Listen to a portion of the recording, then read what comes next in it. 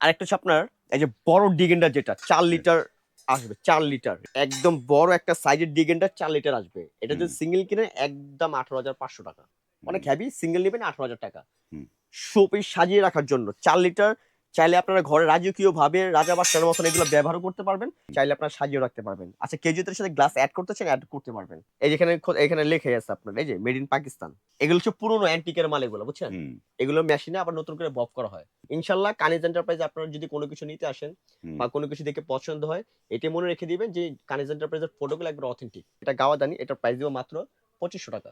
আর এটার ভিতরে কেউ যদি স্টিলের চান হুম, এসএস, হুম, বাজেট কম এসএস এর এটা নিতে পারেন, তাদের জন্য এটা দিব আমরা অনলি 2850 টাকা। নফটা কিন্তু পিতলের, আর এই বাকি বডিটা হচ্ছে আপনার স্টিল এসএস এর মধ্যে।